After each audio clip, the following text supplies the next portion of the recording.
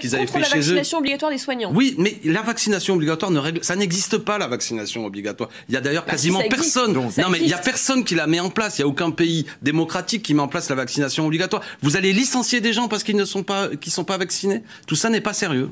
Est-ce que vous n'y participez pas aussi quand vous parlez d'une forme d'autoritarisme? Est-ce que vous ne participez c'est de l'autoritarisme. Pas à une forme de méfiance aussi? Non, mais ça, c'est pas. Attendez, on a le droit de dire que c'est de l'autoritarisme, que le président de la République, je n'en fais pas la liste, après avoir déclaré qu'il n'y aurait pas de vaccination obligatoire, prend la parole il y a quelques jours pour dire que désormais ce sera comme ça. Oui, ça, c'est de l'autoritarisme. Donc on est dans une dictature sanitaire comme on peut l'entendre. Non, mais ça n'a. C'est pas on n'est pas en une dictature en France. Mesurons les mots. Mais il y a un autoritarisme et il y a aussi, comment dirais-je, non, mais il y a aussi un grand amateurisme et médiocrité de la part de ce gouvernement. Je rappelle accessoirement que les mêmes nous expliquaient qu'il fallait pas porter de masque il y a quelque temps. Les mêmes, la porte-parole du gouvernement avait dit que le masque c'était dangereux. Les mêmes après nous ont expliqué, rappelez-vous le chaos qu'il y a eu sur la vaccination. Et puis on pourrait continuer les sujets. Le même président de la République nous avait dit qu'il faudrait que le vaccin soit bien commun de l'humanité. Et quand il y a eu une réunion de l'Organisation mondiale du commerce il y a quelque temps, Emmanuel Macron et la France ne se sont pas battus pour que le vaccin sorte de la sphère marchande, parce qu'à l'heure actuelle, il y a des groupes privés qui s'enrichissent sur ce vaccin, alors qu'on aurait pu en faire un bien commun de l'humanité. Donc... Certains voient quand même dans le fait qu'Emmanuel Macron ait fait passer ce texte pass sanitaire un acte de fermeté de la part du chef de l'État. Est-ce qu'il ne peut pas en tirer quand même quelques bénéfices politiques, Emmanuel Macron? Je crois pas. Mais de quelle fermeté? C'est le zig et le zag. Un coup il est dans le zig, un coup il est dans le zag. Vous comprenez la stratégie d'Emmanuel Macron? Il a dit l'inverse de ce qu'il met en place aujourd'hui. Il a été... Là, la manière dont on est sorti il y a quelques jours du premier confinement était nulle, vu qu'on y revient. Nous n'avons cessé de dire...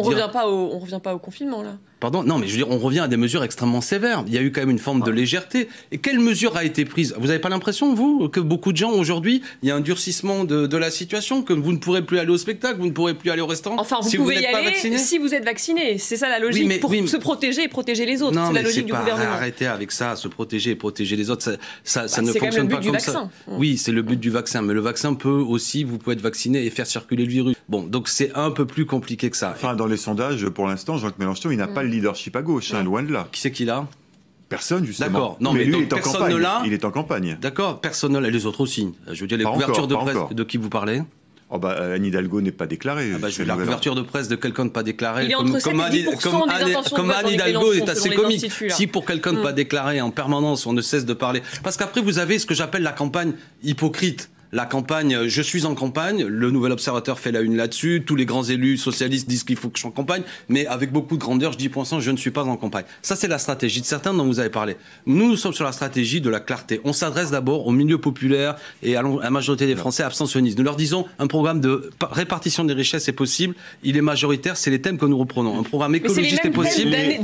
Oui, c'est ça qui sont majoritaires. Comme vous l'avez dit, non, là, vous l'avez dit, et je termine sur, nous sommes les seuls à proposer à ce stade un passage en 6e République, parce que le fond du problème, c'est la crise institutionnelle et l'abstention de masse. Je voudrais terminer sur un argument, cher Frédéric Delpech, c'est que beaucoup de gens que vous avez cités tout à l'heure, soi-disant, dont on ne cesse de parler, n'ont pas de programme. Et je dis aux Français qui nous regardent, méfiez-vous des candidats et des candidates qui n'ont pas de programme. Parce que si leur seul programme, c'est mon visage et ma belle frimousse, ça ne marche pas comme ça. Et moi, je dis malheur à ceux qui croient que c'est uniquement dans une opération de communication qu'on va battre Emmanuel Macron ou éviter que Mme Le Pen prenne le pouvoir, parce que c'est ça qui m'obsède. Emmanuel Macron, on ne pourra l'emporter face à lui qu'à la loyale, en mobilisant des millions de Français majoritairement sur ce qui fait leur quotidien. Les gens veulent une meilleure rémunération. Les gens veulent que la planète ne soit pas saccagée par ce système économique. Et les gens veulent surtout un système plus démocratique. Et je vous remercie de m'avoir invité. Alexis Corbière, merci.